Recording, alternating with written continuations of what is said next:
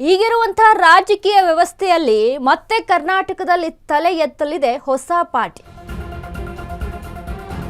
ಕರ್ನಾಟಕದಲ್ಲಿ ತಲೆ ಎತ್ತಲಿದೆ ಹೊಸ ಪಾರ್ಟಿ. ಪ್ರಜಾಕೀಯ ಅಲ್ಲ, ಕೆಆರ್ಎಸ್ ಪಾರ್ಟಿಯೂ ಅಲ್ಲ. ಇನ್ಯಾವ ಪಾರ್ಟಿಯಪ್ಪ, ಮತ್ಯಾವ ಪಾರ್ಟಿ ಬರುತ್ತೆ ಅಂತ ನೋಡಿದ್ರೆ ಕರ್ನಾಟಕದಲ್ಲೂ ಹೊಸ ರಾಜಕೀಯ ಪಕ್ಷ ಘೋಷಣೆಯಾಗಿದೆ. ತಮಿಳುನಾಡಿನಲ್ಲಿ ಖ್ಯಾತ ನಟ ವಿಜಯ್ಗೆ ಗೆಲುವು. ಟಿವಿಕೆ ಪಕ್ಷ ನಿರ್ಮಾಣ ಆಗುತ್ತೆ, ಟಿವಿಕೆ ಪಾರ್ಟಿ ನಿರ್ಮಾಣ ಆಗುತ್ತೆ. ತಮಿಳುನಾಡಿನ ಸಿಎಂ ಆದ ನಟ ಜೋಸೆಫ್ ವಿಜಯ್. ಜೆಡಿಎಸ್, ಬಿಜೆಪಿ, ಕಾಂಗ್ರೆಸ್ ಹವಾಸ ಸಾಕಾಗಿದೆ. ಭ್ರಷ್ಟಾಚಾರ, ನಿರುದ್ಯೋಗ, ಬಡತನ, ಬೆಲೆ ಏರಿಕೆ ಸಾಕಪ್ಪ ಸಾಕು ಅಂತ ಇದ್ದಾರೆ ಜನರ ಜೊತೆ ನಿಲ್ಲುವ ಸಾಮಾನ್ಯ ಜನರನ್ನ ಗೆಲ್ಲಿಸಬೇಕು ಅನ್ನುವಂಥ ಮೈಂಡ್ ಸೆಟ್ ಅಲ್ಲಿ ಈಗಿನ ಯೂತ್ಸ್ ಇರುವಂಥದ್ದು. ನಾನು ಪಾರ್ಟಿ ಕಟ್ಟುವೆ ಅಂತ ಲಾಯರ್ ಜಗದೀಶ್ ಕುಮಾರ್ ನಾಳೆ ಹೊಸ ಪಕ್ಷ ಘೋಷಿಸುತ್ತಾರಂತೆ. ಲಾಯರ್ ಜಗದೀಶ್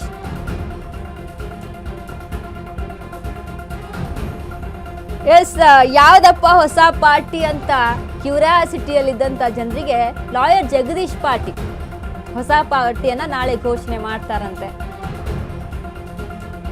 ತಮಿಳುನಾಡಿನಲ್ಲಿ ಟಿವಿಕೆ ಪಕ್ಷ ವಿಜಯ್ ಸ್ಥಾಪನೆ ಮಾಡ್ತಾರೆ. 2 ವರ್ಷ ಆದ್ಮೇಲೆ ಪಕ್ಷ ಕಟ್ಟಿದ 2 ವರ್ಷದ ಬಳಿಕ ಲಾಯರ್ ಜಗದೀಶ್ ಭರವಸೆಗಳೇನು? ಪ್ರತಿಯೊಬ್ಬರಿಗೂ ಸಮಾನ ಅವಕಾಶ ಕೊಡಬೇಕು ಅಂತ, ಭ್ರಷ್ಟಾಚಾರ ಮುಕ್ತ ಆಡಳಿತ ಮಾಡಬೇಕು ಅನ್ನುವಂಥದ್ದು,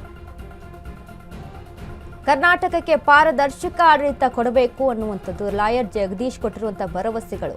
ಕರ್ನಾಟಕದ ಜನ ಕಲ್ಯಾಣ, ಜನರಿಗೆ ಭರವಸೆಯನ್ನ ಕೊಡ್ತಾ ಇದ್ದಾರೆ. ಕರ್ನಾಟಕದಲ್ಲಿ ರಾಜಕೀಯ ಕ್ರಾಂತಿ,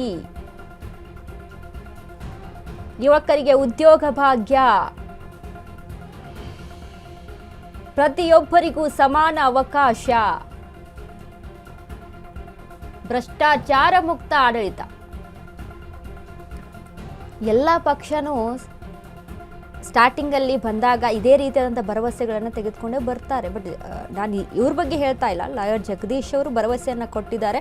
ಅವರಿಗೆ ಅಧಿಕಾರ ಸಿಕ್ಕ ಮೇಲೆ ಅದನ್ನು ಮಾಡಿದ್ರೂ ಮಾಡ್ಬೋದು.